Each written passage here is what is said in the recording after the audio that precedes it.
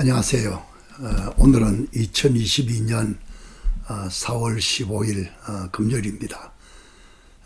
금년도 고난주간 중심에 서 있는데 더구나 이 성금요일로 우리 주님의 고난의 절정을 맞는 날로서 주님의 고난과 부활을 묵상하는 참으로 소중한 날인 줄로 생각합니다. 오늘 주제는 여러분과 함께 예수님의 그 십자가와 부활의 복음 묵상, 복음의 핵심이 되겠죠. 묵상해보는 귀한 시간이 되겠죠. 우리가 그 신앙생활에 있어서 모든 믿음이나 구원이나 영적 생활 기초는 역시 주님께서 하신 일이 기초가 되시죠. 기초 가운데 가장 기본이 또 뭐냐면 십자가와 부활 사건입니다. 오늘 이 문제에 대해서 서로 말씀으로 대화를 좀 주고받았으면 좋겠습니다. 먼저 성경 볼까요? 고린도전서 15장 3절 4절인데 읽기 전에 1절에 보면 형제들아 내가 너희에게 전한 복음을 바울을 통해 주님 주신 메시지인데 전한 복음을 그래놓고는 복음의 내용을 가장 핵심적으로 중심적으로 3절과 4절입니다. 같이 볼까요? 내가 받은 것을 먼저 너에게 전하였노니 이는 성경대로 구약의 예언의 말씀이죠. 그리스도께서 우리 죄를 위하여 죽으시고 장사 지낸 바 되셨다가 성경대로 사흘 만에 다시 살아나사. 아멘이시죠. 그러니까 핵심은 두 가지입니다. 죽으시고 죄를 위해서 죽으시고 또 성경대로 사흘 만에 살아나시고 그런 십자가 죽음과 부활 생명을 이야기하고 있습니다. 여기에 대한 메시지인데 십자가 죽음에 대해서는 뭐 여러 가지로 이사야서를 통해서도 그렇고 성경 안에 많은 메시지가 주어져요. 그런 핵심 두 가지는 역시 보혈과 십자가 죽음입니다. 보혈을 통해서는 온전한 죄사함이죠. 에베소서 1장 7절이 말한 것처럼 그 은혜의 풍성함을 따라 보혈로 구속 곧 죄사함을 받았다. 믿을 때 이미 받았다는 그 얘기입니다. 우리 신앙생활에 있어서 뭐니 해도 죄사함이 근본 핵심입니다. 구원에 있어서도. 왜냐하면 로마서 3장 23절에 보면 모든 사람이 죄를 범하였음에 하나님 영광에 이르지 못한다. 하나님과 근본 교제 깨진 이유는 인간의 죄 문제입니다. 그러므로 죄사함이 해결되겠죠. 그래서 보혈로 죄사함 받는 거, 히브리서 9장 12절 말씀처럼 단번에 죽으심으로 이루어진 온전한 속죄. 그 놀라운 것은 참 안타까운 것은 우리 교인들 중에도 참 죄송하지만 온전한 속죄를 모르는 분들이 상당히 많아요. 우리가 태어나기도 전에 믿기도 전에 죄를 짓거나 알고도 전에 이미 죄사함이 이루어졌습니다.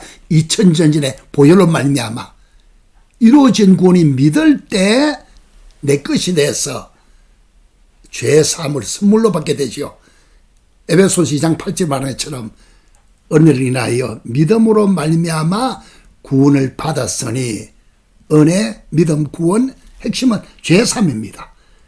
물론 죄사함이 전부는 아닙니다만은 죄사함이 핵 중에 핵입니다. 사실 이건 십자가 흘리신 피 보혈로 이루어진 겁니다. 또 두 번째는 십자가에서 함께 죽었다. 로마서 6장 6절에 말한 것처럼 그리스도께서 십자가 못 박힐 때 우리도 우리 몸이 함께 죽음으로 죄로부터 해방받았다. 십자가 죽음이죠. 보혈로 죄사함 동시에 십자가 함께 죽음으로 말미암아 그리스도께 십자가에 못 박혀 죽음을 당하실 때 우리도 함께 죽음으로 옛사람이 처리된 겁니다. 그러므로 옛사람을 일터로 삼아서 우리를 하여금 죄 짓게 만든 죄의 근본 뿌리, 죄로부터 옛사람을 죽어버리고 새사람으로 교체가 된 겁니다. 옛 생명이 끝나고 새 생명으로 바뀌는 순간에 우리는 죄로부터 해방을 받은 겁니다. 그러면 첫째, 이 죽으시고 이 말 속에는 보혈로 온전히 죄사함 받은 거 이미 구원 받았습니다. 용서 받았어요. 해결되었어요. 뿐만 아니고 옛사람이 예수와 함께 죽음으로 말미암아 죄로부터 해방받았다. 이걸 두 개 요약해서 말한다면 범죄는 사함받았다. 다시 말하면 범죄의 형벌은 용서받았고 해결됐고 죄로부터는 해방돼서 죄 안전 몸으로 자유케 됐다. 바로 그 얘기입니다. 믿을 때 온전히 자유케 됐어요. 범죄, 형벌, 심판에서도 자유케 됐고 죄의 권세로부터 자유케 됐어요. 이 고난 중간에 우리의 자유가 주님의 십자가 보혈과 죽음 때문에 그 고난 때문에 주님께서 엄청난 값을 치루어 주심으로 말미암아 생명을 던져 주심으로 말미암아 우리에게 주신 은혜 복음인 줄 믿습니다. 깊이 묵상해 볼 때마다 얼마나 감사하고 좋고 행복하고 동시에 주님의 그 고난이 참 마음 저리는 마음으로 묵상하고 동참하게 되는 거지요. 근데 그것뿐만 아니고 우리 조금 전에 읽은 그 15장 4절에 보면 장사 지낸 바 되었다가 성경대로 살 만에 다시 살아나셨다. 사셨네 예수 다시 사셨네. 부활의 복음입니다. 좀 전에는 십자가 복음이죠. 동시에 지금 또 부활의 복음이죠.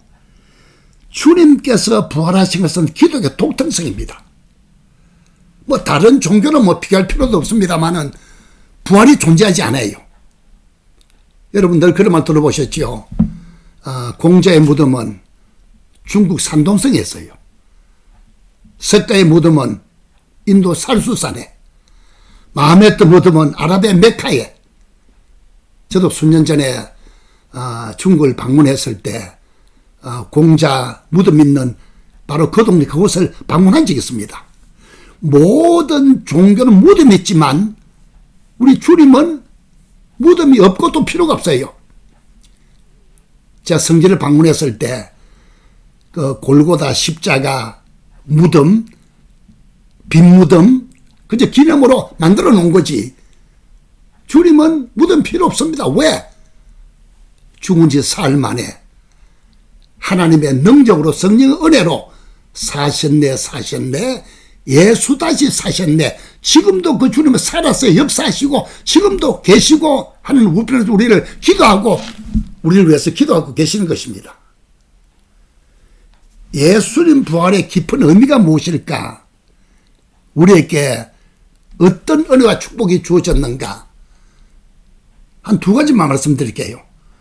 로마서 4장 25절에 보면 우리의 범죄함을 위하여 내어줌이 되고 우리 범죄 문제 해결됐단 말이죠. 우리를 의롭다 하시려고 다시 살아나셨다.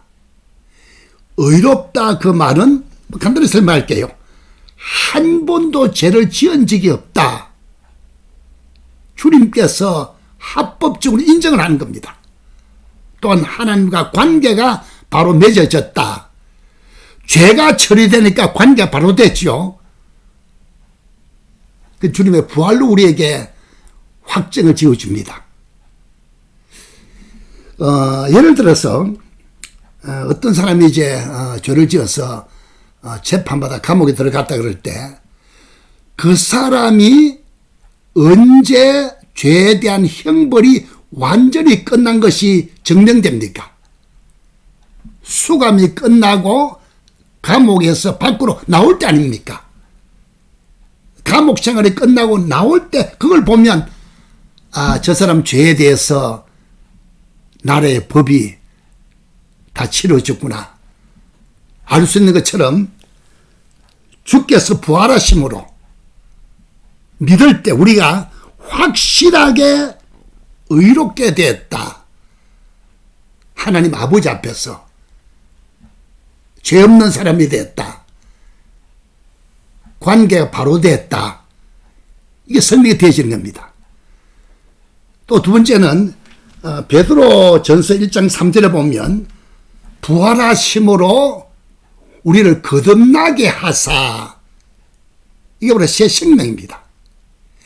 예수님께서 십자가 죽음이 너무너무 중요하지만 죽음으로 끝났다면 우리의 구원은 온전할 수가 없을 거예요. 이 고린도전서 15장 17절에 보면 그리스도께서 다시 살아나신 일이 없으면 너희의 믿음도 헛되고 너희가 여전히 죄 가운데 있으리라. 십자가 너무너무 중요하고 보혈 너무너무 중요하지만 뭐 더 이상 설명이 필요 없지요.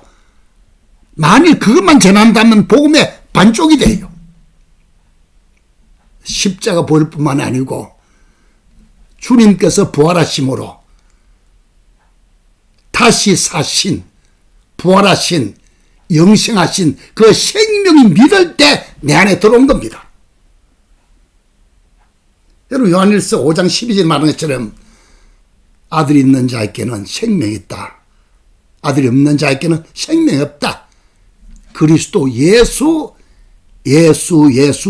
부활하신 그분, 다시 사신 그분이 내 안에 계심으로 영생 얻은 새 생명 가진 새로 태어난 거듭난 메시지가 우리에게 확실히 증거되어 주어진 겁니다. 이것이 우리 주님의 십자가, 고난, 죽음, 보혈, 부활, 생명 조금 더 이런 보태서 얘기한다면 예수님의 십자가 죽음을 통해서 죄가 처리되므로 로마서 8장 2절에서 말한 것처럼 죄의 법이 처리됐어요. 이해가시죠? 예수님 부활하심으로 사망의 법이 처리됐어요. 그러니까 이 고난주간에 또 내일 모레가 이제 부활절인데 너무너무 좋은 것은 주님께서 이루신 놀라운 그 고난, 보혈, 십자가, 부활을 통해서 죄는 사함받았고 죄법은 처리됐고 부활하심으로 사망에서 다시 사심으로 사명을 이기심으로 사탄 마귀를 완전히 끝장내시고 사신 주님이 내 안에 계심으로 거듭난 새 생명 가진, 다시 말할게요, 영생을 가진 하나님의 영원한 자녀가 된 겁니다. 전 마지막으로 여러분께 선물로 갈라디아서 2장 20절을 드리고 싶어요. 너무너무 중요한 구절이죠.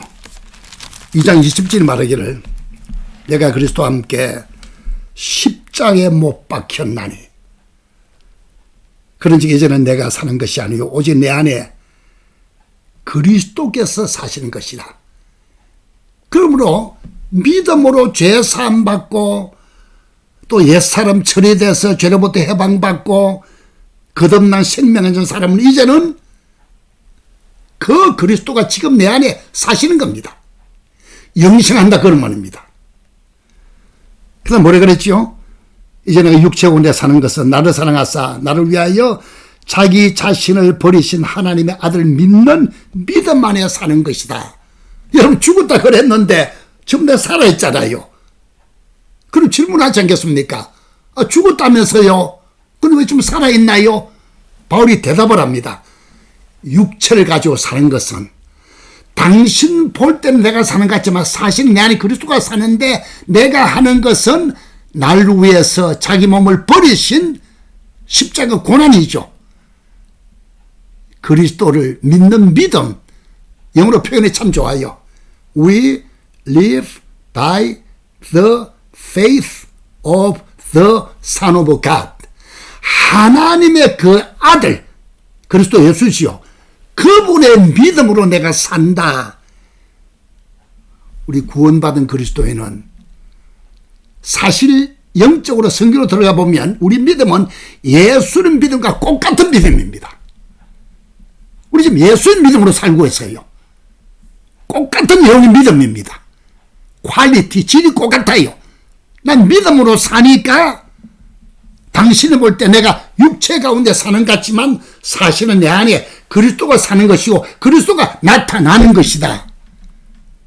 교체 원리, 생명 교체,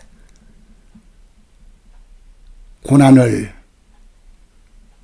통과하고 부활을 경험한 믿음으로 구원받은 거듭난 그리스도인은 이 고난 주간에 부활절을 통하면서 깊이 묵상할 것은 내 평생 내가 사는 것이 아니고 내 안에 그리스도가 사는 것이다.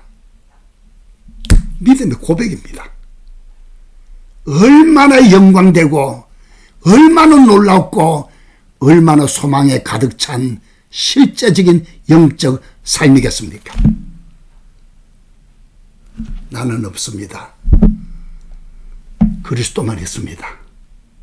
그 고난이, 그 보혈이, 그 십자가가, 그 부활, 전체 복음이 하나님의 은혜로 말씀과 성령으로 내 안에 가득 찼고 충분히 적셔져 있고 실제적으로 내 안에 사신 그리스도, 그분이 나를 통해서 나타나시는 영광된 크리스찬 라이프, 제자의 삶을 다시 한번 깊이 묵상하시고 누리시기를 축원합니다. 감사합니다.